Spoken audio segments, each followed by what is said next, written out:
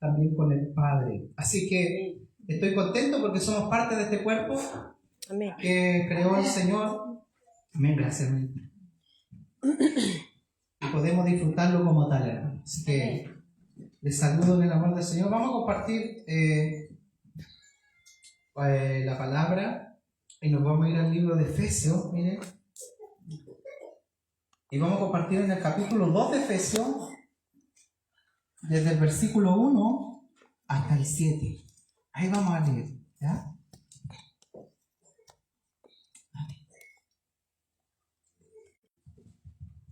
El día miércoles hablaba con el pastor y le decía, pastor, queremos estar con ustedes, y hablamos, después hablamos.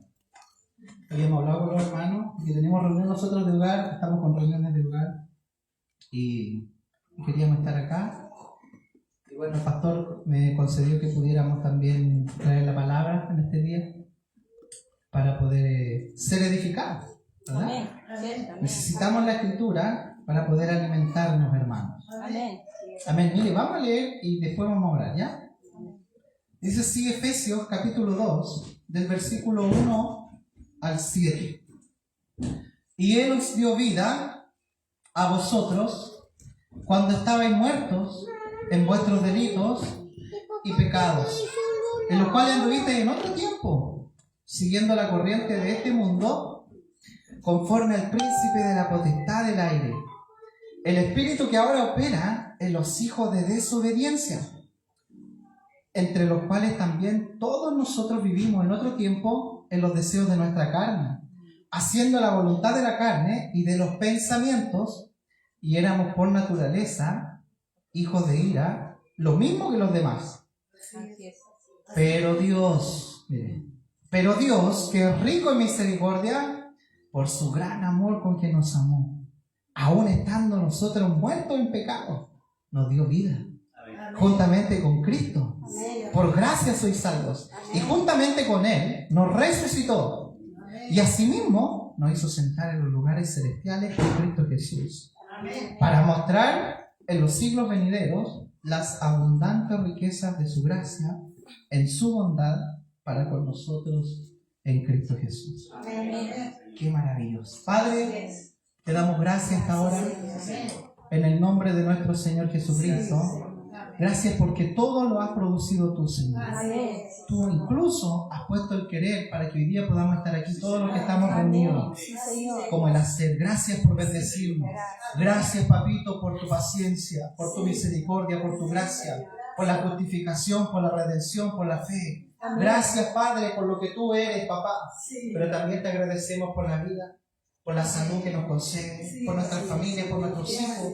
Gracias por los trabajos, Señor, que nos permites poder disfrutar también a través de ellos, obtener el sustento. Gracias por todas las cosas, Señor. Papito, a esta hora pedimos que tu revelación y tu sabiduría opere en nuestro interior para poder digerir y alimentarnos, Señor, a través de tu palabra. Tu palabra no es para golpear. Que tú ministres este tiempo en el nombre de nuestro Señor Jesucristo. Qué maravilloso es nuestro Señor. Amén. Es lindo el Señor. Y yo le doy gracias a papá, hermano, porque yo le decía, Señor, ¿qué podemos compartir? Hay tanto para disfrutar en la Escritura, ¿cierto? Hay tanta comida en la Biblia que uno no sabe por dónde empezar, hermano, ¿cierto? No sabe qué decir, no sabe qué hablar, qué tema preparar, cómo lo hago y todo. Entonces, el Señor nos va guiando en nuestro interior, que es lo que Él quiere transmitir. Y una de las cosas, hermanos, que usted y yo debemos comprender, que todo desde una perspectiva, de hecho, de un lenguaje, digamos, humano, o aquí en la tierra, sino que Pablo se eleva, hermano, a la eternidad, para poder escribir el libro de Efesios, porque es muy profundo. Se va a la eternidad pasada, al corazón de Dios, donde todo nace, donde todo comienza. Amén. Porque todo lo que usted ve hoy día, sus ojos, todo lo que vemos nosotros, fue hecho de lo que no se veía. Pero nos dice la Escritura que no existía. Sí existía, pero ¿sabe dónde estaba? Todo lo que usted ve hoy día estaba en el corazón de Papá. Amén. Y Él lo quiso materializar para que usted y yo lo podamos conocer. Amén. Qué hermoso es Dios, ¿cierto? Sí, amén. Entonces Pablo se va a la eternidad y comienza dando gracias al Señor. Y en el capítulo 1 uno puede ver que Pablo lanza todas las bendiciones, ¿verdad? de lo que Dios quiere formar, lo que Dios quiere lograr con nosotros. Amén. Y desde este punto de vista, Pablo dice, primero, bendito sea el Dios y Padre de nuestro Señor Jesucristo, que nos bendijo con toda bendición en los lugares celestiales en Cristo, ¿verdad? Que nos escogió, ¿para qué? Para que fuésemos santos y sin mancha. Primera cosa que hace Dios es que Dios toma una elección en la eternidad. Allí, Él, con el Hijo, con el Espíritu, toman una decisión y el Padre toma la decisión de escogernos a nosotros. Amén. Para que nosotros fuéramos apartados para Él, fuésemos santos, como dice la Escritura, que es la naturaleza de Él, porque la santidad no la produce el ser humano a través de su conducta, a través de sus acciones, sino que es un atributo netamente de Dios. Amén. Y Dios quería que nosotros también tengamos esa naturaleza, una parte de su naturaleza, ¿verdad? Pero también que fuésemos sin mancha, que nada se nos pegue, como la religión, como la filosofía, como nuestros pensamientos, ¿verdad? Sí, sí. Entonces, esta elección que el Padre tomó en la eternidad tenía un precio, hermano. Así es. Cierto. ¿Cierto? ¿Usted sabe que usted tiene un precio? Amén. Sí. ¿Cuál es su precio? La sangre de ¿Cierto? Jesucristo. La sangre de Jesucristo. Entonces, esta decisión de querer tomarnos a nosotros para que seamos participantes de su naturaleza divina, para que corra por nuestra sangre su sangre, Amén. Amén. para que Él nos transmita su vida eterna y todo lo que Él es, menos la deidad, ¿verdad? Se transmitiera a nosotros, había que pagar un precio. Sí, amén. Porque producto de la caída, el Señor ya no nos podía devolver así nomás, ¿no? Así ¿Verdad? es. Porque la ofensa tenía que tener, hermano, un pago, un costo. Así Y es. ese costo, dice después en el mismo capítulo 1, dice que Jesucristo, dice que Él nos vino a redimir. Amén. Entonces el Padre escogió y dijo, yo escojo por ustedes, pero hay que redimirlos a estos primero. Tengo que comprarlos primero. Entonces el hijo estaba escuchando y el hijo dice, pero yo voy con papá. ¿Ah? Yo lo doy todo por tu elección. Amén. Lo doy todo por tu decisión. Si tú quieres eso, yo voy a ir. Y el hijo Aleluya. decide, ¿cierto?, poder satisfacer el deseo del Padre de escogerte a ti y a mí, aun cuando estábamos muertos. Sí, Señor. Así es. Así El es. hijo dice, yo voy. Amén. Yo lo pago. No hay problema, papá. Yo lo pago. Entonces Él nos redime, nos limpia de todo pecado. Y dice que Dios en su paciencia pasó por alto los pecados de los hombres. En su paciencia. Porque ese es un atributo único de Dios, la paciencia de Dios. Dios tiene tanta paciencia, hermano. Dice la Biblia que Dios es lento para la ira. Sí. Y es grande misericordia. Amén. O sea, si usted le busca mucho a ese Dios dentro de todo el tiempo, no, Él espera, Él tiene paciencia. Él utiliza hasta un último momento para atraerte hacia Él, porque Él tiene paciencia. En esta paciencia, Él esperó a través de los tiempos hasta que viniera su Hijo. Así es. ¿Verdad? ¿Por qué Él había decidido esto en la eternidad? Miren, todavía no existía nada. El cronos del hombre no existía.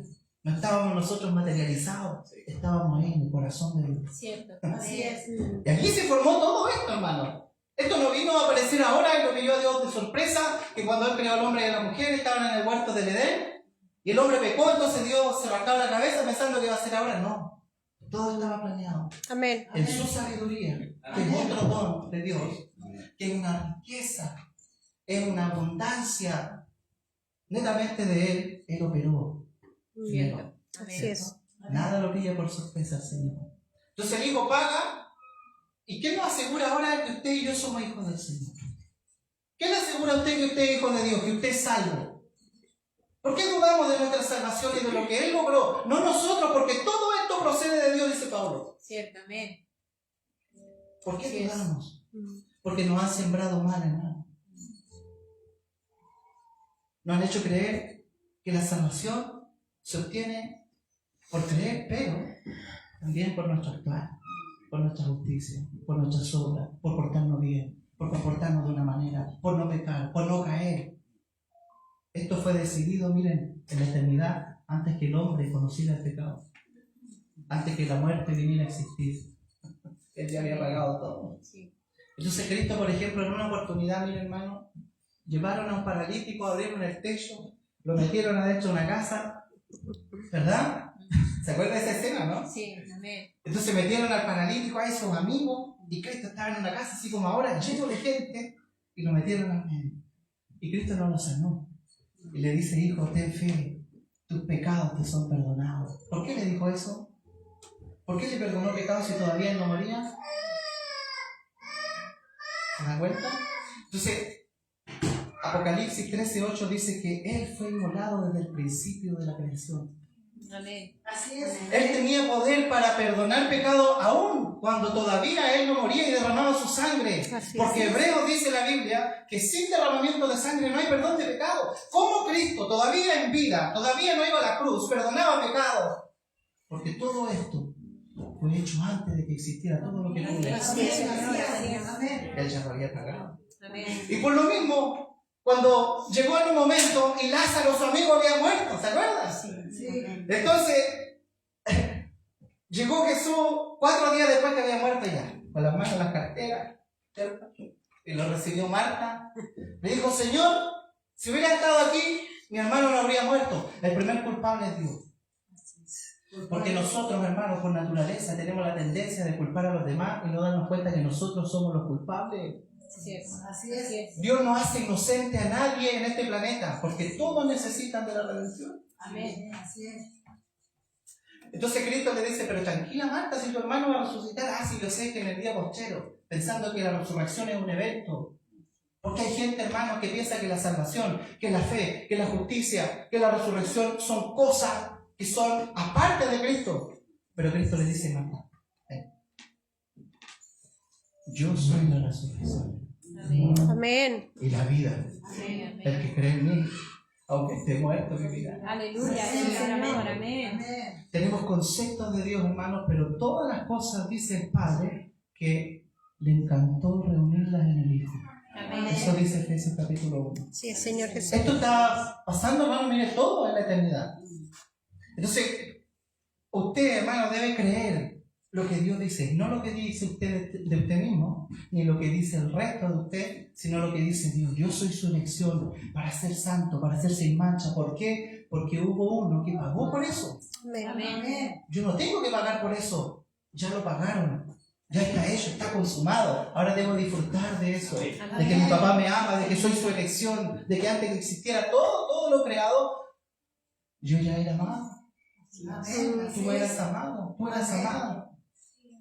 ¿Verdad? Amén. Ahora, ¿quién me asegura esto? Dice la Biblia que cuando uno se une al Señor, hermano, dice que un espíritu es con Él. O sea, Amén. cuando Cristo viene a morar a nosotros, nuestro espíritu se fusionó con el espíritu de Él y pasamos a ser uno. Amén. Así es. Ya no existe una relación entre Dios y yo. No, somos Cristo. Amén. Amén. No tenemos que compararnos con nadie de la Biblia, ni con Moisés, ni con Josué, que ese valiente que anda. No, si el valiente está en mí. Amén. Yo soy un cobarde. Amén. Yo era Sí, una Señor. persona muerta, que estaba muerto en delito. ¿Qué valentía va a haber en mí, hermano? Él es el valiente en mí. Amén. ¿Se Amén. da cuenta?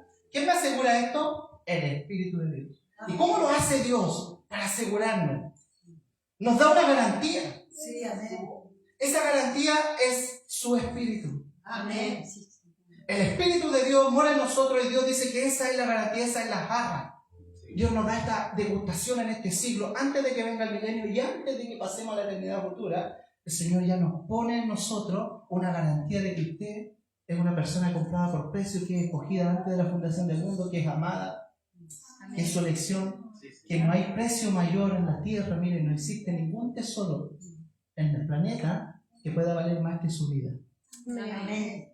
Porque su vida costó la misma muerte del mismo Dios. Amén. ¿Amén? Encarnado en su Hijo. Entonces, miren, Pablo, ahora empieza el capítulo 2 y Pablo lanza todo esto a los efesios, que los efesios eran, hermanos, un pueblo que estaba dentro de la jurisdicción romana, ¿verdad? Y los tipos eran muy pensantes, eran muy analíticos. Entonces Pablo los saca de toda la filosofía, los saca de toda la cultura, ¿verdad? Y dice, no, mire, si pasa esto, pero yo voy a hablar para que todo esto se les revele. Porque esta cuestión no es de solamente poner una lista de todo lo que Dios hizo, sino que se nos tiene que revelar en nuestro interior. Amén. Y usted consumirlo, usted comerlo, usted creerlo, usted degustarlo, usted disfrutar todo lo que el Padre hizo. Amén. Eso cuesta, hermano, ¿verdad? Entonces Pablo dice ahora, ya nosotros somos comprados, ¿verdad? somos escogidos, tenemos una garantía de que somos hijos del Señor. Pero esta es la parte, digamos, de cómo Dios ve la iglesia. Porque Dios nos escogió a nosotros para que seamos el cuerpo de Cristo. O sea que cuando Cristo murió, miren, Cristo está muriendo en la cruz, hay un sentido vicario con la muerte. Sí, que Él murió por mí, que Él murió para redimirme, para limpiarme de mi maldad, para perdonarme, ¿verdad? Esa es una parte. Pero la otra parte es que yo también morí con Él. Amén. Así es. Y ahora resucitó una sola persona. Amén. Yo quedé en la cruz Sí. y ahora quedé, ¿verdad? Quedamos en la cruz, hermano. Así Y ahora es. resucita Cristo, un nuevo hombre, Amén. con un cuerpo. Ya no hay judío, no hay griego, no hay esclavo, no hay libre, no hay mujer, no hay hombre, no hay denominación, no hay corporación. ¿Ah? No hay una tal iglesia tanto, que aquí está la verdad, que acá se mueve más. No. Jesús llevó todo eso, todas esas enemistades que existen. Hoy día saben, hermanos, cuántos grupos cristianos libres hay en el mundo. Más de 45.000 grupos libres. Y Cristo dijo que eso lo había llevado a la cruz. Y ahora hizo un solo y nuevo hombre. Ya no hay enemistades. Amén. Le pertenecemos a una persona. Así es. Somos un organismo, no una organización. Cierto. No nos basamos en las leyes que nos dicen los hombres, sino en la ley del Espíritu que mora en mí. Amén. Amén. Señor, amén. Él nos rige en nuestro interior. Cuando usted, hermano, ve que algo no está bien hacerlo, ¿por qué decide no hacerlo? No porque una ley escrita se lo diga, sino porque Dios lo está guiando dentro de usted. Amén. Así es, Señor, amén. Y los que son guiados, así dice Pablo, estos son hijos de Dios. Los que son guiados por el Espíritu de Dios, estos son hijos de Dios. Amén. Aleluya. Entonces, el Padre ve una iglesia gloriosa, una iglesia triunfante, una iglesia que ahora la puso, la resucitó, pagó todo y ahora la puso en lo más alto, miren, en los lugares celestiales. No hay ningún lugar más alto en la creación en donde estás puesto tú y estoy puesto yo, con Cristo, estamos sentados ahí. Esto es lo que Dios ha hecho en la eternidad. Pero también está el aspecto negativo. Hay un trasfondo, hermano, que es negativo para poder lograr todo esto. Entonces Pablo lanza el capítulo 2 de Efesios y dice, y Él nos dio vida a nosotros ¿cuándo? Cuando estábamos muertos. Miren, la materia prima que Dios utiliza para poder generar este plan y para poder expresarse Él al mundo, impartirse, darse a conocer, que es lo que hoy día está recuperando a través de nosotros que somos su cuerpo, Él tenía una materia prima para poder lograr este objetivo. Pero la materia prima estaba muerta. Que eras tú y yo. No teníamos vida, éramos cadáveres caminando en este planeta, ¿verdad? Solo nos bastó nacer para constituirnos enemigos de Dios, ¿verdad? Para estar destituidos de la gloria, para pecar cuando quisiéramos, para hacer lo que quisiéramos, ¿verdad? Entonces Dios toma esta materia prima que no quería nada con Él y dice que Él nos dio vida primeramente. ¿Verdad? Estábamos muertos en delitos y pecados. ¿Qué son los delitos? Es infringir ciertos derechos de otra persona. Por ejemplo, usted que cuando le toca hacer aseo acá en la iglesia, encuentra un himnario o encuentra cierto una Biblia o algo, usted puede guardar esa Biblia o ese himnario, pero usted no tiene el derecho de hojearlo, de revisar. Eso es un delito porque está transgrediendo el derecho de esa persona. Ya, en todas estas cosas, hermanos, que nosotros hacemos, estábamos muertos nosotros en estas acciones. Es como cuando usted lo invitan a una casa, y usted va a la casa y se pone a ensuciar las cosas, ¿verdad? Porque hay gente que es así. O se empieza a revisar las piezas, abre las puertas de las piezas, se mete. Eso es transgredir un derecho, esos son delitos. Pero no solo en eso estábamos muertos, sino en pecados también. Y los pecados son las acciones malas, mentir, robar, adulterar, dar falso testimonio, tener codicia. Todas esas cosas también eran parte de esta materia prima, miren, que Dios va a utilizar. Y eso éramos nosotros. Pablo está haciendo una radiografía ahora, miren hermano, de lo que Dios va a utilizar para poder lograr este objetivo, que es un solo y nuevo hombre, el cuerpo de Cristo. Amén. ¿Ah? Entonces, ya tenemos, hermanos, esta radiografía que Pablo está haciendo, versículo 2 dice, en los cuales nosotros anduvimos en otro tiempo siguiendo la corriente de este mundo. O sea que nosotros nos movíamos conforme a cómo el mundo iba. ¿Qué significa esto? El hermano Watchman Nee explicaba y decía que un día él iba viajando y el tren se detuvo justo a la orilla de un río y veía cómo las hojas de los árboles caían al agua. Y las hojas de los árboles, hermano, eran arrastradas por la corriente del agua, pero a la vez veía los peces. Y los peces no seguían la corriente, sino que luchaban en contra de la corriente. ¿Por qué pasaba eso? Porque las hojas estaban muertas. Y las hojas eran arrastradas por la corriente del río. Pero los salmoncitos, ¿cierto? Los pescaditos no. ¿Por qué? Porque tenían vida. ¿Qué significa esto, hermano? Que la corriente de este mundo, el mundo, dice la Biblia, que es un sistema que lo gobierna Satanás. Satanás gobierna este sistema, que es el mundo. Dios creó el mundo, pero Satanás, ¿sabe lo que hizo? Lo sistematizó y le hace creer a las personas que nosotros vivimos para la realización de nuestros sueños y nos aparta de este propósito por el cual fuimos creados. Entonces la gente vive para trabajar. La gente dice, no tengo tiempo para ir a la iglesia, o yo vivo solamente para mi matrimonio, yo vivo para mi negocio, yo vivo para generar. Todo eso, hermano, el enemigo lo sistematizó para apartarnos del propósito eterno de Dios. Sí. Y nos hace creer que nosotros nacimos, vivimos y morimos y no hay ninguna expectativa en esta vida más allá de la que Él nos ofrece en este sistema satánico. Y así vivíamos nosotros, dice Pablo, bajo la corriente de este mundo. Aún la iglesia, hermano. Porque en Apocalipsis capítulo 2 enseña la Escritura que había un hombre, miren hermano, cuando está haciendo la descripción Juan sobre la iglesia a Pérgamo, en donde la iglesia se unió al Estado, porque en ese tiempo estaba, miren hermano, estaba de turno el emperador Constantino, y el tipo se convirtió al cristianismo. Se habían cansado, el diablo se cansó de perseguir a la iglesia, porque la iglesia anterior a la de Pérgamo era Esmirna, y fue una iglesia, hermano, que fue perseguida, que fueron el hazme reír en la antigüedad. Para los romanos, ¿sabe lo que hacía Nerón para iluminar sus calles en Roma? Colgaba la cabeza de cada uno de ellos y iluminaba sus calles. Eran comidos por fieras. Esta fue la iglesia en Esmirna, pero después la iglesia se dio cuenta que el diablo, que la iglesia, mientras más los perseguían, más se multiplicaban y más crecían. Entonces dijo, vamos a cambiar la estrategia. Entonces, ¿qué es lo que hizo? Se convirtió Constantino en emperador. ¿Y sabe qué hizo este tipo? Este tipo vació todos los centros paganos que habían de adoración y quedaron vacíos. Y le dijeron a los cristianos, ahora hay que convertirse por ley. El cristianismo ahora es la religión oficial de la nación. ¿Y sabe lo que hizo el enemigo? Metió la iglesia en un cajón, en 4 paredes. Entonces hoy día, ¿sabe lo que hace la gente cristiana? Dice, hermano, hay que salir a la calle, es tiempo de ir a las esquinas a predicar, hay que hacer esto. Pero si la iglesia, todos los días estamos en la calle, por hermano. Amén, así es. Todos los días usted está en Sí, su así trabajo, es, sí, anda en la calle, Amén. Así es. va a visitar a una persona, anda en un negocio, va a un supermercado. No necesitamos tener ese lenguaje. Eso lo instauró el enemigo para encerrar a la iglesia, porque cambió la estrategia de correr sangre a mantenerla encerrada y que no sean dadas a conocer estas verdades. Entonces había un tipo, miren hermano, allí en Pérgamo, que se llamaba Antipas. Y Antipas significa contra todo. Y Dios le reclama a esta iglesia. Les dice que aquel día que pasó esto, ustedes mataron a mi siervo Antipas, que era mi testigo fiel. O sea, el tipo iba en contra de esta corriente. Nosotros no nos basamos en las leyes, hermano, de este planeta, de este mundo, de lo que Satanás nos mete en la mente.